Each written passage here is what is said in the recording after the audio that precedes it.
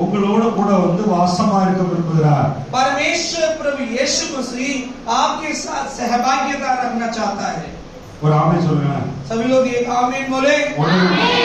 ஒன்னு ரெண்டு பேர் நான் சொல்ற வசனத்தை எடுத்து வாசிங்க. एक दो जन आप वचन में बोलूंगा उसे उठाकर पढ़िएगा. இம்மானுவேல் அப்படி சொல்லுங்க. इम्मानुएल बोलिए.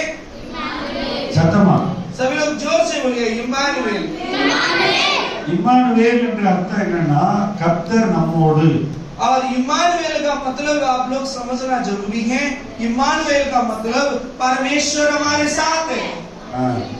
சொல்லுங்க இம்மானுவேல். आप लोग बोलिए इम्मानुएल. அவர் நம்மோடு இருந்து வாசமா இருக்க விரும்புகிறார். परमेश्वर हमारे साथ रहकर सहभागिता रखना चाहता है. अनेகர் நினைக்கிறாங்க கடவுள் வந்து கோயில்ல தான் இருப்பாரு. बहुत सारे लोग ये समझते हैं और परमेश्वर भवन में रहता है.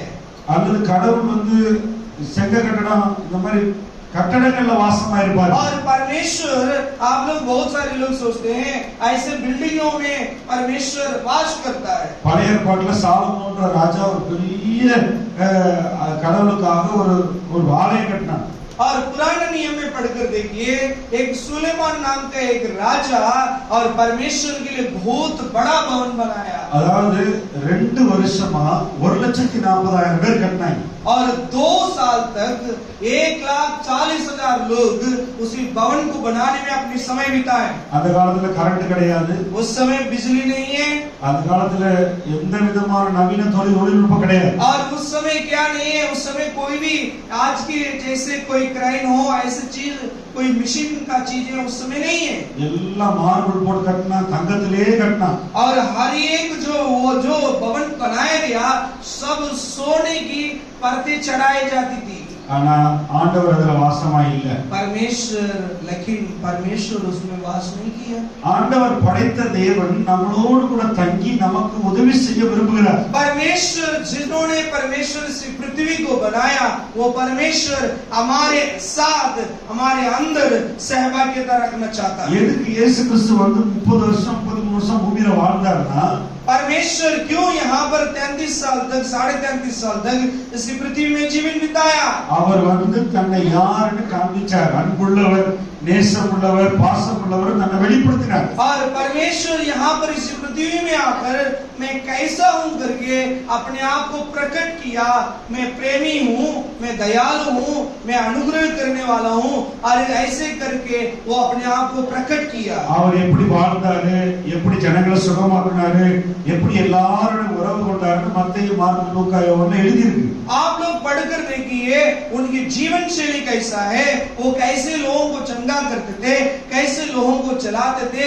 ये सारी बातों को आप उसी और मत्ती, मरकुस, लूका, यूहन्ना सुसमाचार में पढ़ सकते हैं. நீங்க உங்களுடைய வாழ்க்கையில ஆண்டவருடைய சமூகம், ஆண்டவருடைய உறவு வேணும்னா அவரை நீங்க தான் பிடிச்சுக்கணும். आपकी जीवन शैली में परमेश्वर का प्रभु यीशु मसीह का सहभागिता चाहिए तो आप ही परमेश्वर को और मजबूत से पकड़ना जरूरी है. இயேசுவின் நாமத்தினால பாவ மன்னிப்பு உண்டு, இயேசுவின் இரத்தத்தினாலே பாவ மன்னிப்பு உண்டு. और यीशु मसीह के नाम से हमारी पापों की क्षमा प्राप्त होती है. यीशु मसीह की लहू से भी हमारी पापों की प्राप्त की क्षमा होती है. அதுக்கப்புறம் நம்மள பிள்ளைகள்னு கூப்பிடுறார். उसके बाद वो जो पाप की क्षमा प्राप्त करने के बाद परमेश्वर हमें और संतान करके बुलाता है. நம்மள எல்லாரையும் நீதிமான் அப்படின்னு கூப்பிடுறார். उसके बाद परमेश्वर हमें धर्मी जन करके बुलाता है. அதுக்கு அப்புறம் ஆண்டவர் நம்முடைய சரீரமாகிய ஆலயத்துல வந்து வாசமா இருக்க விரும்புறார். उसके बाद परमेश्वर हमारे शरीर के अंदर आकर हमारे अंदर आकर सहभागिता रखना चाहता है. ஒருத்தர் எடுத்து வாசிங்க. ரோமர் 12:1-2 வாசிங்க. और आप लोग कोई पढ़कर देखिए रोमियो की पुस्तक. ஒருத்தர் வந்து 1 கொரிந்தியர் 3:16 வாசிங்க. और ரோமர் 12:1 और रोमियो की पत्री 12 का 1 ஒவ்வொருத்தர் ஒண்ணு வாசிங்க. एक जन रोमियो की पत्री 12 का 1 पढ़िए. ஒருத்தர் வந்து 1 கொரிந்தியர் 3:16 और एक जन पहला कोरिन्थियों 3 का 16 वचन पढ़िए. ஒருத்தர் வந்து 1 கொரிந்தியர் 6:19-20 और एक जन पहला कोरिन्थियों 6:19-20 और 6 का 19 और 20 पढ़िए। வாசிங்களேன். ரோமர் 12:1 வாசிங்க. 12 रोमियो की पत्री 12 अध्याय पहला वचन। इसलिए हाँ। हे भाइयों, ये हाँ। मैं तुमसे परमेश्वर की दया स्मरण दिलाकर विनती करता हूँ कि अपने शरीर को जीवित और पवित्र और परमेश्वर को भावता हुआ। आप यहाँ पर आकर माइक में पढ़ सकते हैं।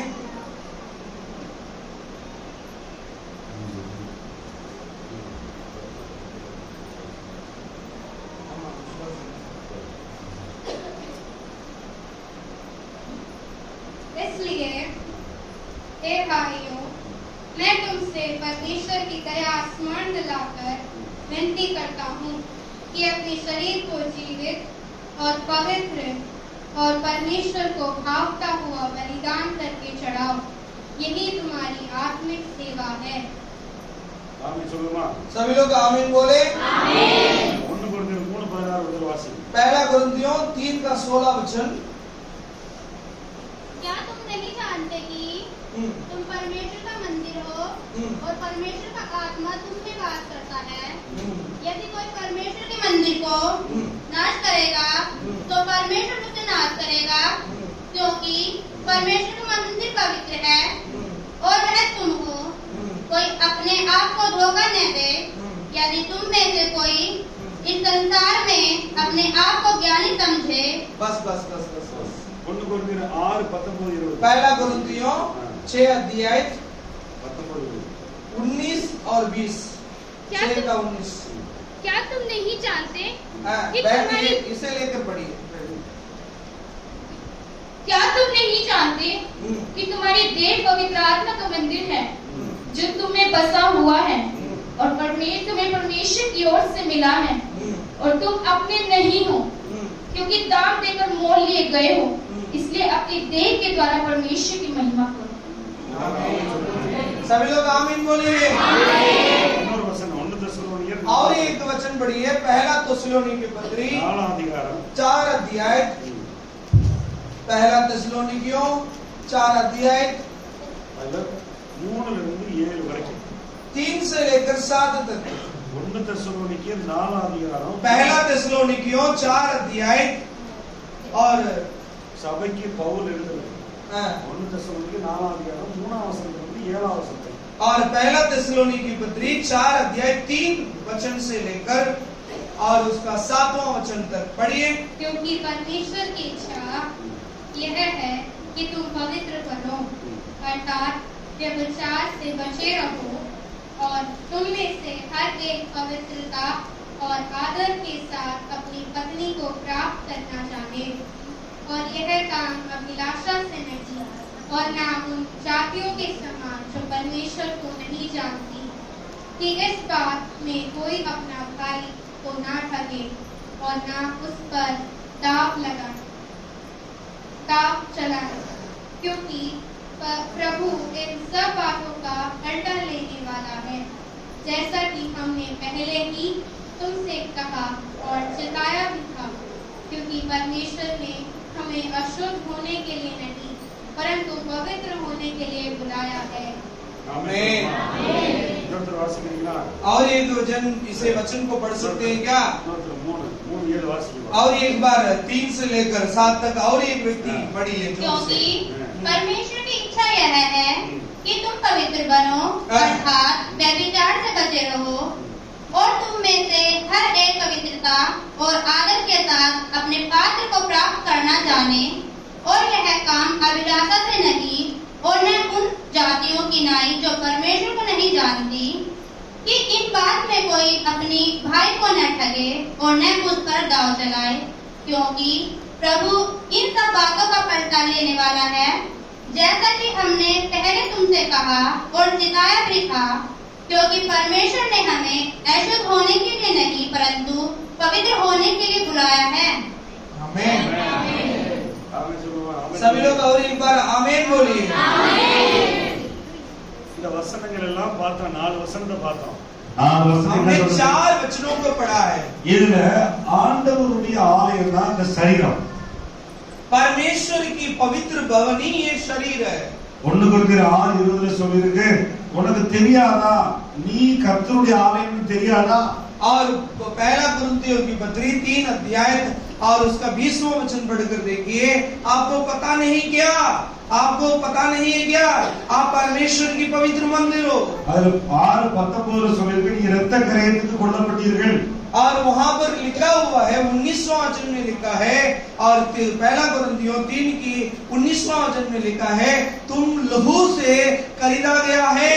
அதனால ஆண்டவர் இரத்தத்தை சிந்தி உங்களை வாங்கியிருக்கார்। परमेश्वर अपनी लहू बहाकर आपको मोल लिया है। இப்ப நம்ம ஆண்டவருடைய ஆசை என்னன்னா நம்ம சுத்தமா இருக்கணும்। परमेश्वर की इच्छा क्या है? हम पवित्र होना जरूरी है। உங்களை பிள்ளைகளா கூப்பிடுறாரு। परमेश्वर आपको संतान करके बुलाता है। உங்களை யார் யார் அவர் நாமத்தின் மேல் விசுவாசம் வைக்கிறார்களோ அவர்களுக்கு பிள்ளைகளாக கூடிய அதிகாரம் கொடுத்திருக்கிறார்। जो कोई भी परमेश्वर को विश्वास करता है उन्हें परमेश्वर अपना संतान बनाता है। நீங்க அதிகமா உலகத்துல இருக்கும்போது பாவத்தோடையும் உலகத்தோடையும் அசுத்தமா ஆக்கிக்க கூடாது। और आप लोग जब दुनिया के जीवन में, संसारिक जीवन में रहते हैं, उसी संसार में जो दूसरे लोगों के जैसे आप लोग पापी और अभिलाषा में डूबना नहीं चाहिए। யாராவது நான் செலவு பண்றேன் வா நீ என்னோட வா அப்படின்னு கூப்பிட்டா சினிமாவுக்கு போகவோ தவறான பாவ பழக்கங்களுக்கு போகவோ குடிக்க கூப்பிட்டா மற்றவன் காசு கொடுத்து குடிக்க கூட போக கூடாது। आपको कोई भी क्या करे करने के लिए बुलाएगा और बोलेगा मैं पैसा खर्चा करने के लिए तैयार हूँ, आ जाओ और मूवी देखने के लिए जाएंगे, आ जाओ हम पीने के लिए जाएंगे बोलकर आपको बुलाएगा तो आप उसी लालच में नहीं गिरना है। हालेलुया। அந்த பொறுப்பு உங்களுக்கு தான் இருக்கு, நீ தான் வேணான்னு சொல்லணும்। और वो जिम्मेदारी आपकी है, आपको कहना चाहिए मैं नहीं जाऊंगा। நான் என்னுடைய சரீரத்தை கெடுக்க மாட்டேன், அங்க இம்மானுவேல் வந்து வாழ போகிறார் உள்ள। और आपको ये कहना चाहिए वो इम्मानुएल परमेश्वर मेरे अंदर है, उसी शरीर को मुझे बिगाड़ना नहीं चाहिए और इसलिए मैं नहीं आऊंगा करके आपको बताना जरूरी है। கர்த்தருடைய வசனம் என்ன தெரியுமா சொல்லிருக்கு? परमेश्वर का वचन क्या बोलता है बताएं? என்னைய விசுவாசிக்கிறவங்க உள்ளத்துல வந்து நான் வந்து இருப்பேன் அப்படி சொல்றாரு। और वचन में ये लिखा है जो कोई भी मुझे विश्वास करता है मैं उनकी हृदय में वास करता हूँ। நான் உன்னோட கூட வந்து நடத்துவேன், உன்னை கைவிட மாட்டேன், உன்னை கரம் பிடிச்சு நடத்துவேன் ஆண்டவர் சொல்றார்। परमेश्वर कहा है जो जिसके अंदर परमेश्वर है, परमेश्वर ने बोला है उनको मैं हाथ पकड़कर प्रतिदिन में चलाऊंगा। தேவன் வார்த்தையா இருக்கிறார்। परमेश्वर शब्द है। அவருடைய வார்த்தை, அந்த வார்த்தை நமக்குள்ள வந்து அவர் மாம்சமாய் உள்ள வந்திருக்கிறார்। और उसी शब्द जो है वो वचन जो है हमारे हृदय में होना जरूरी है। யோவான் எழுதின சுவிசேஷம் 14 அதிகாரம் यूहन्ना रचित सुसमाचार उसका 14 अध्याय அதுல 26 வசனம் और उसका 26वां वचन देखिए। இயேசு என்ன சொல்றாரு பாருங்க। यीशु मसीह वहां पर क्या बोलते हैं? ஆண்டவர் சொல்றாரு, நான் போறேன், நான் இந்த உலகத்தை விட்டு போறேன், ஆனா உங்களுக்கு ஒரு பரிசுத்த ஆவியானவரை கொடுப்பேன்। और वहां पर यीशु मसीह क्या कहते हैं देखिए, நான் உலகத்தை விட்டு போறேன், मैं दुनिया को छोड़कर जा रहा ஆனா हूँ உங்களுக்கு ஒரு சமாதானத்தையும் உங்களுக்கு பரிசுத்த ஆவியானவரை தருவேன்। और मैं जाते समय मैं क्या करूंगा? शांति और खुशी देने वाला आत्मा को मैं दूंगा। 23 वासिங்க, 14 23 14 का और 23वां वचन। 23 14 का 23 யோவான் எழுதின சுவிசேஷம் 14 यूहन्ना 23 23। यीशु ने उसको उत्तर दिया, यदि कोई मुझसे प्रेम रखे तो यदि कोई मुझसे प्रेम रखे तो वह मेरे वचन को मानेगा वो मेरा वचन को मानेगा और मेरा पिता उससे प्रेम रखेगा और उससे प्रेम रखेगा और हम उसके पास आएंगे और उसके साथ वास करेंगे। जो मुझसे प्रेम नहीं रखता वह मेरे वचन को नहीं मानता और मेरा वचन को नहीं मानता और जो वचन तुम सुनते हो बस और 23 वचन और एक बार आप पढ़िए। यीशु ने उनको उत्तर दिया, यदि कोई मुझसे प्रेम रखे तो वह मेरे वचन को मानेगा और मेरे पिता उससे प्रेम रखेगा और हम पास आएंगे और उसके साथ बात करेंगे। ஆமென் ஆமென் ஆமென். அதாவது ஆண்டவரை நேசிச்சோம்னா அவர் வார்த்தையை நேசிச்சா அவர் வருவேன்னு இருக்கார். और वहां पर 30वां वचन में क्या लिखा है? उनकी वचन को आप विश्वास करके प्रेम करते हैं, परमेश्वर को प्रेम करते हैं, वो आपके अंदर वास करेगा। இப்ப என் வீடு எங்க இருக்குன்னு கேட்டா நான் இங்க இருப்பேன். எங்க வீடு தமிழ்நாட்டுல மதுரையில இருக்கு. और आप लोग मेरा घर कहाँ है पूछते हैं तो मैं ये बताऊंगा मेरा घर तमिलनाडु में मदुरई में है। இப்ப என் வீடு அட்ரஸ் கேட்டா நான் இங்க இல்ல, நான் இந்த ஊர்ல என் வீடு இல்ல. और मैं बोलूंगा और मेरा एड्रेस कोई पूछे, मैं यहाँ का मेरठ का एड्रेस नहीं दे सकता, मैं अपना घर का जो मदुरई में है उसी एड्रेस दूंगा। நீங்க எல்லாம் எங்க இருக்கீங்க அப்படின்னு சொன்னா இங்க மல்யானால இங்க உங்க வீடுல இங்க இருக்கு பக்கத்துல. आप लोग बोलेंगे, आप लोगों से मैं एड्रेस पूछूंगा, कोई बोलेगा मैं मल्याना में रहता हूँ, यहाँ पर आसपास रहता हूँ, अपना पता देंगे। இங்க ஆங்கில வேதாகமத்துல மூல பாஷையில என்ன போட்டிருக்குன்னா ஆண்டவரை நேசிச்சா அவர் வார்த்தைகளை கடைபிடிச்சா அவர் பரலோகத்துல இருக்கிற ஆண்டவர் பிதாவும் குமாரனும் வந்து நம்மளோட குடியிருப்பாங்க. और आप लोग अंग्रेजी बाइबल में पढ़कर देखिए, इसका ओरिजिनल वर्जन जो है उसी बाइबल में पढ़कर देखिए तो वहां पर ऐसे लिखा हुआ है, जो परमेश्वर के वचन को आज्ञाकारिता के साथ प्रेम करके विश्वास करने वाला व्यक्ति के ऊपर परमेश्वर आकर उनके अंदर बस जाता है, उनके अंदर ही रहने लगता है, लिखा है। आमेन आमेन आमेन आमेन. எல்லாரும் இம்மானுவேல் சொல்லுங்க. सभी लोग बोलिए इम्मानुएल बोलिए। அந்த வானத்தையும் பூமியும் உண்டாக்கின அந்த பிதாவும் குமாரனும் வந்து உங்களுக்குள்ள வாசமா இருக்கணுமா? जिन्होंने आकाश और पृथ्वी को बनाया वो इम्मानुएल परमेश्वर आपके अंदर आना है क्या? ஏன்னா இதுதான் ஆலயம், यही भवन है, இதுதான் ஆலயம். ये शरीर ही हमारा भवन है। உனக்குள்ள வந்து உன்னோட கூட இருந்து நடத்துவார். और तुम्हारे अंदर रहकर परमेश्वर आपको चलाएगा। அடிக்கடி வேதத்தை அதெல்லாம் படிக்க சொல்றேன். इसलिए बार बार हम कहते हैं बाइबल को पढ़ना है। தேவன் ஆவியா இருக்கிறார். परमेश्वर आत्मा है। அவர் ஆவியாய் வந்து உங்களோட இருப்பார். பரிசுத்த ஆவியானவரா परमेश्वर आपके अंदर आत्मा की रूप में आके आपके अंदर वास करेगा। கண்ணுல பார்க்க முடியாது. उन्हें आंखों से हम देख नहीं सकते। எத்தனை பேர் காத்து அடிக்கிறத பார்த்திருக்கீங்க? कितने लोग आप लोगों ने हवा को देखा, हवा की झोंक को देखा है? காத்து அடிக்கும் மரம்லாம் அசைது பாத்தீங்களா? आप लोग जैसे हवा चलती है तो पेड़ों को हिलते हुए हम देख सकते அதே हैं। போலதான் பரிசுத்த ஆவியானவர் வந்து நம்மளோட இருப்பார். और ऐसी की जैसे परमेश्वर की आत्मा भी हमारे अंदर आकर वास இது करेगा। ஒரு பெரிய காரியமே கிடையாது. ये बहुत बड़ी बात नहीं है। மனுஷன் அவர்தான் படைச்சாரு, அவர்தான் வந்து குடியிருக்கிறார். और जो परमेश्वर को बनाने वाला वही परमेश्वर मनुष्य के अंदर वास करना, ये बहुत बड़ी बात नहीं है। அவருக்கு எல்லாம் லேசான காரியம். ये सब कुछ बहुत आसान है परमेश्वर के लिए। இங்க நடக்கிற அற்புதங்கள், கட்டுகள் விடுதலை ஆக்குறது எல்லாமே ஆவியானவர் தான் செய்யறார். அவர்தான் यहाँ पर जो कोई भी शैतान भागता है, आप लोग गिरते हैं, ये सब मैं कुछ नहीं करता, परमेश्वर की आत्मा के उतरता है तो आप लोग गिरते हैं, शैतान भागता है। நாங்க இல்ல, நான் இல்ல, मैं कुछ नहीं करता। நான் அவருடைய பிரசன்னத்துல ஆண்டவரே உடைய வார்த்தை நீ என்னோட இருன்னு சொல்லுவேன். और मैं परमेश्वर से ये कहता हूँ, आपकी जो प्रसन्न है, आपकी आत्मा है, मेरे अंदर रहना है करके मैं बोलता हूँ। நீங்களும் இந்த மாதிரி ஒரு வாழ்க்கை வாழலாம். आप लोग भी ऐसे एक जीवन शैली जी सकते हैं। நான் ஜெபிக்கிறேன், ஆண்டவரே நான் உம்முடைய பிள்ளை, நான் உம்முடைய பிள்ளை, இம்மானுவேல் என் கூட இருங்க, எங்க போனாலும் என் கூட வாங்க அப்படின்னு நான் கேட்கிறேன். और मैं कहीं भी जाता हूँ, जब भी मैं प्रार्थना करता हूँ, परमेश्वर से एक ही बातें बोलता हूँ, हे इम्मानुएल परमेश्वर, आप मेरे अंदर आकर रहना, आप मेरे साथ रहना करके मैं हमेशा प्रार्थना करता हूँ। நான் நீங்களும் தொழில் பண்ற இடத்துல, வீட்டுல ஜெபிக்கலாம், பரிசுத்த ஆவியானவரே என்னோட கூட இருங்க, உம்முடைய ஞானத்தினால என்னை நடத்துங்கன்னு சொல்லலாம். आप लोग भी अपने काम में जाते समय और कोई काम करते समय, अपने घर में रहते समय परमेश्वर से कहना चाहिए, हे परमेश्वर, हे इमानुएल, मेरे साथ रहना।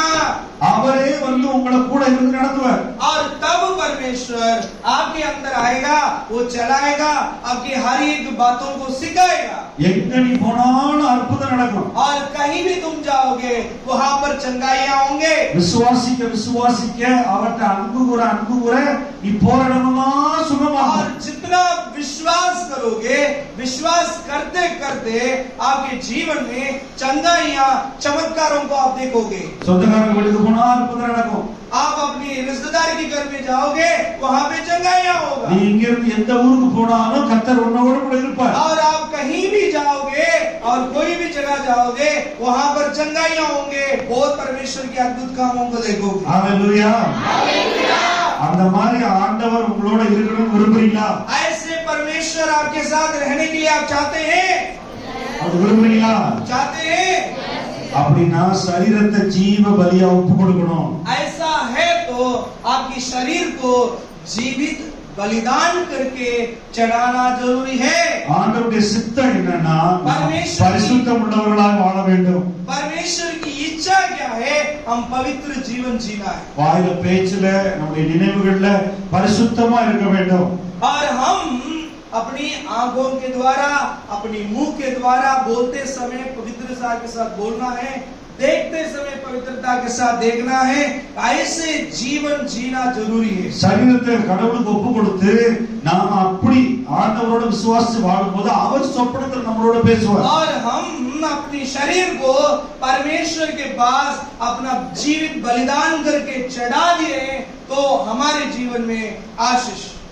இந்த நாட்கள்ல எல்லா இடத்துலயும் நாமள கெடுக்கிறான், அசுத்தப்படுத்துறான் பிசாசு. और आप लोग कहीं भी जाइए, इस दुनिया में कहीं भी जाएंगे, हर जगह में अशुद्धता है।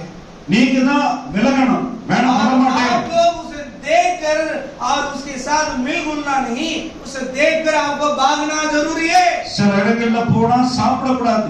कुछ जगहों में जाकर आपको खाना नहीं चाहिए। எல்லா இடத்துலயும் ஓசியா சாப்பாடு போறானா போயிடக்கூடாது. और आपको ये नहीं करना चाहिए, मुफ्त में खाना मिलता है तो आप दौड़ के भाग के प्लेट लेके जाके लेकर खाना नहीं है।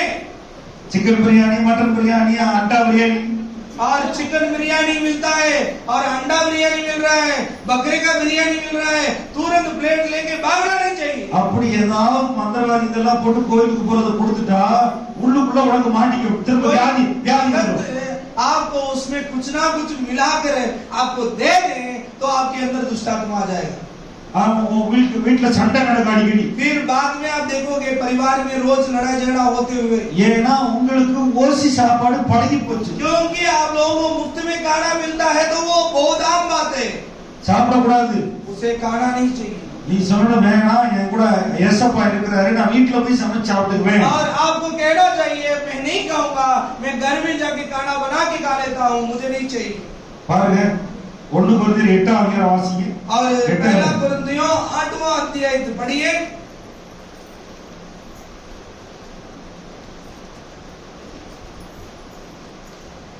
அதுல 8ஆம் அதிகாரம் பாருங்க. 8वां अध्याय 7 8ஆம் அதிகாரம் 7ஆம் வசனம் 7ஆம் வசனமும் 8 अध्याय 7वां वचन 7ஆம் வசனம் 9ஆம் வசனம் வாசிங்க.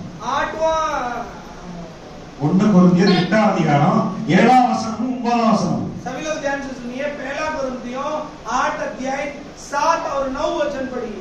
परंतु सबको यह ज्ञान नहीं, परंतु कितने तो अब तक मूर्तों को तुच्छ समझने के कारण मूर्तों के सामने बलि की हुई को वस्तु को समझकर खाते हैं और उनका विवेक निर्बल होकर अशुद्ध होता है। परंतु चौकस रहो, ऐसा ना हो कि तुम्हारी यह स्वतंत्रता कहीं निर्बलों के लिए ठोकर का कारण हो जाए। 9 வசனங்களா? சரி, ஆமென். என்ன அப்போஸ்தலன் பவுல் இங்க வேத வசனத்துல என்ன எழுதுறார்? கொரிந்து சபைக்கு என்ன சொல்றாரு? और परमेश्वर यहाँ पर और कोरिन्थी कलीसिया में क्या बोलता है? ஒரு கோயில் திருவிழா நடக்குதுன்னா, और एक கோயில் திருவிழா எங்க நடக்குது? ஓசியா சாப்பாடு போறாங்கன்னா कहीं भंडारा में कहीं भंडारा में आपको खाना मिलता है तो मटन बिरयानी चिकन बिरयानी ओसिया கொடுக்குறாங்கன்னா कुछ भी भोजन आपको मिलता है, मटन बिरयानी चिकन बिरयानी कहीं भी ऐसे मिल जाए, ஒருவேளை உங்க மாமனார் மாமியார் ரசிக்கப்படாம இருக்கலாம், शायद आपकी सास ससुर प्रभु में नहीं होंगे, எல்லாரும் சொல்லுவாங்க சும்மா ஒரு நாள் சாப்பிடு இதுல என்ன வரப்போ சாப்பிடு அப்படி சொல்லுவாங்க. और वो सास ससुर बोलेंगे अरे ये दिन में क्या होने वाला है, खा लो. பாஸ்டர் பாத்துட்டா இருக்காரு அவர் பேச்ச கேட்காரு. और ये बोलेंगे पास्टर थोड़ी ना देखते रहता है, खा लो சும்மா டீம்ல அடிச்சிரு खा लो ऐसे. அப்படி சொல்லிட்டு அப்புறம் வீட்டுக்கு போன பிறகு வீட்டுல தான் சண்டை வரும் உள்ள और போய். आप लोग आने के बाद घर में जाएंगे, आपको लड़ाई जो है वहां पर पहले से इंतजार करते हुए रहेगा घर पे. அப்புறம் ஆசீர்வாதம் வராது. परिवार में आशीष नहीं आएगा. ஆண்டவர் இந்த சரீரத்துல தான் வந்து வாசமா இருக்கிறாரு. परमेश्वर इसी शरीर में वास करता है. எங்க வெளியில போனாலும் மரக்கறி சாப்பிட்டா போதும், வாயில வந்து அக்கினி வை, வாயை கட் பண்ணி சொல்லு. और आप लोग कहीं भी जाते हैं मुफ्त में खाना नहीं चाहिए, अपनी मुंह को बंद करना है. ஆமென். எங்க வெளியில போனாலும் ஹோட்டல்ல போனாலும் ட்ரெயின்ல போனாலும் நீ கடையில வாங்கி ஓடி அது இது தின்னாதே. और आप लोग कहीं भी बाहर जाते हैं तो कहीं भी इधर उधर जाते हैं, उस समय क्या नहीं करना है, खाना इधर उधर लेके खाना नहीं चाहिए. போனா வெறும் வெஜிடேரியன் மரக்கறி மட்டும் சாப்பிட இல்லன்னா பிசாசும் சரீரத்தை தொந்தரவு பண்ணுவான். आप लोग कभी ऐसे मजबूरन कहीं बाहर दूसरी जगह जाते हैं, आपको खाने का मजबूरन हो जाता है, उस समय आप जाके बिरयानी ऐसी चीजें ना खाएं, बल्कि आप लोग ऐसे फल हो ऐसे चीजों से खाते हुए जाना चाहिए. எல்லா கடையிலும் என்ன செய்யறாங்கன்னா அந்த எல்லா சப்ஜிலையும் கோவில்ல பூஜை போடுறத வந்து உள்ள கொஞ்சம் போடுறாங்க.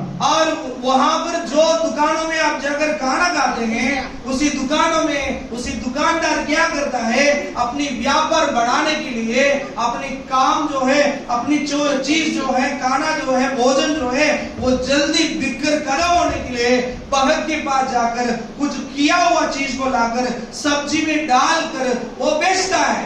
அவனுக்கு உடனே வித்துரும் காசு வந்துடும். और वो तुरंत बिक जाएगा, जल्दी पैसा आ जाएंगे. ஆனா நீ தான் மாட்டிக்குவ. जल्दी तुम फंस जाओगे.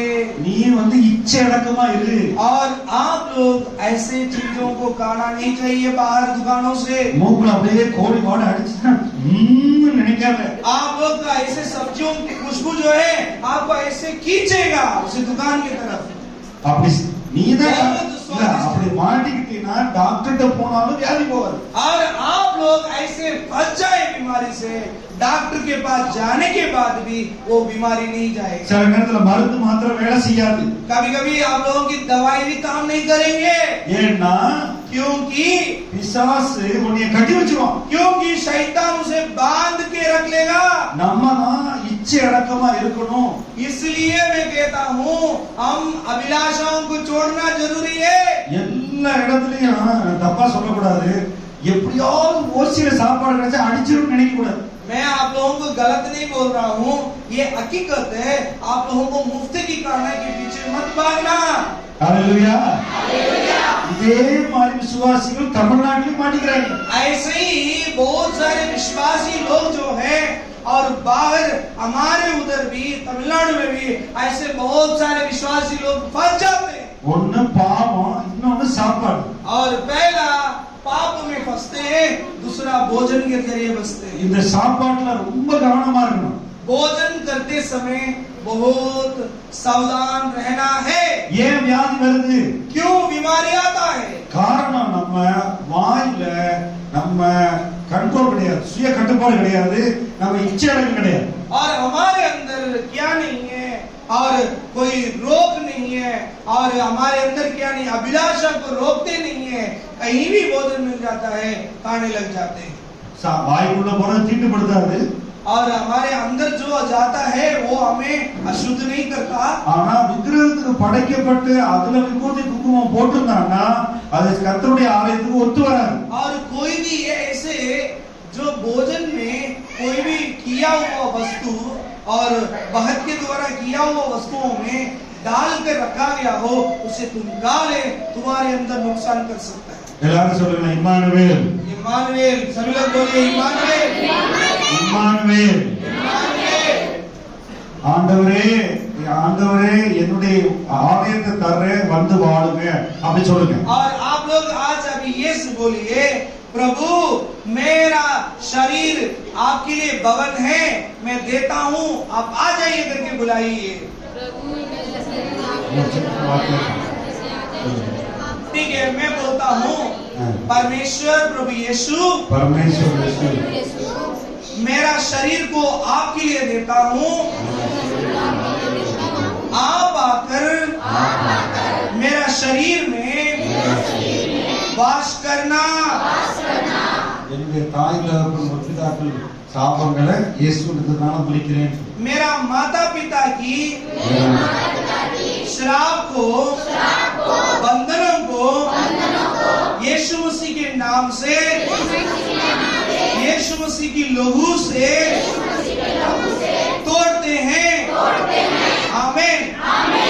என்னுடைய வாழ்க்கையில ஆசீர்வாதத்தை பெற்றுக் கொள்கிறேன்.